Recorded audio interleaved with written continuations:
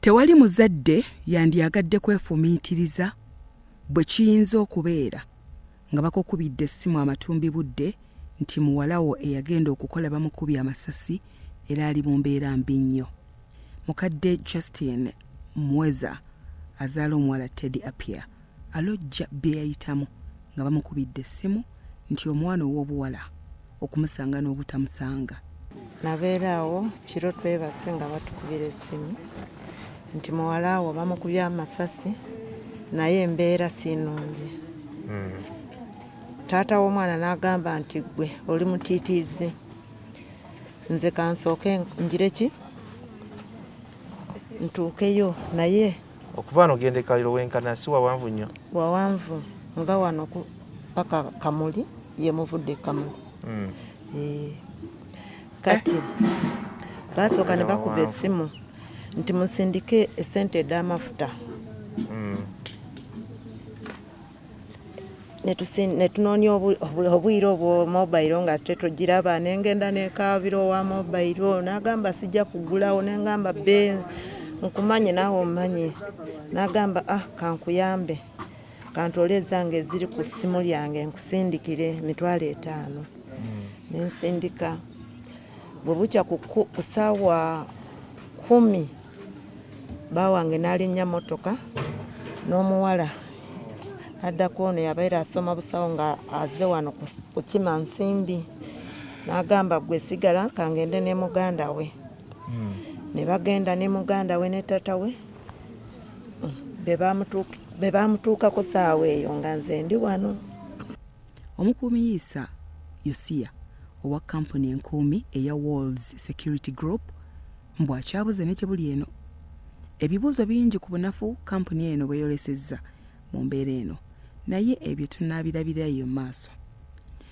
Maama nteeberezaamu kyewaliko akasattira ekiro ekyo n'ennaku ezaddirira. Kati abadduka e Kaliro yiganga n'awalala batuuka ddi ku mulwadde. Taata waabwe n'agenda n'atuukayo yiganga ssaawa 4. N'atuuka eyo ne bamugamba nti ono si wa wano, essasi liryo tiryasigaddemu. Batwale ejjinja bongere okwekebeeja balabe essasi oba likaalimu mu mugulu. Ne bamutwala ejjinja ne batukubira essimu nti beetaaga bino nsindike zino ez'akatanda ak'okumuteekako omugulu ogwo okuguwanika. Nga bano bali eyo nga bakubira nze essimu noonya sente diti abasawo bali kwagala bino na bino, n'ensindika nga bangamba nti we tova waka sigala nga onoonya ki sente we bakubira essimu nga gw'osindika. Paka onaasigala n'abeerayo ne muwala we ne muganda we nga nze ndi eno.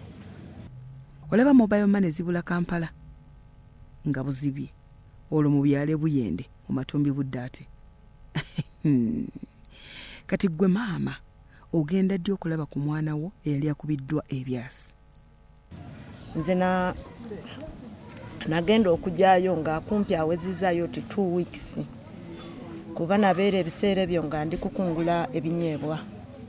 Ate ng'enkuba etoonya y'amaanyi nga zisobola okuvaawo n'endeka ebinyeebwa okumera ate nga tewali muntu mulala asobola okunyamba.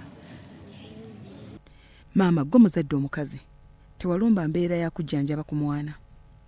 Nga muganda we nga nze ndi wano onoonya sente, nabeera nalima ebinyeebwa bingi nga ate tekuli muyambi. Olaba oti omuzindaalo nga tekuli muyambi. Nga nti ngezaako okuyanika ebinyeebwa bikale ntunde nsindike akasente. Tumalirize ebyaleero maama. Appiah Teddy leero ali mu mbeera ki? Embeera tenaba kutereera kubanga olwaleero bw'atambula enkya tajja akola kutambula. Akaaba ekiro kyonna maama wano ate agamba tuteekeko ekigoye ekinyuguvu tekyagala kiwere kinyogogana wadde.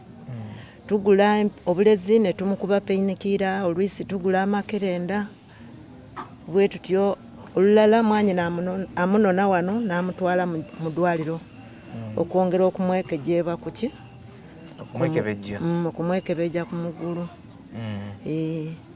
Akuba essimu mumutegekere olunaku gindi munona n'amutwala n'abeerako eyo ne bamujjanjabako kali n'amukomyawo tete. Kati ekiro yasuza atya? Ennaku 3 ku 4 akaaba talaba tulo agamba omugulu n'agamba muleete bulangiti mwongere okuwumba muwanike eddala muti. Nawuliddeko nti kampuni enkuumi ya Wolves Security Group bandivaayo bayambeko Teddy naye nga bya ddala oba awo tunaatandikira. Bya Robert Mutebi ne Yasin Chikoyo, Salt TV, Omunnyo.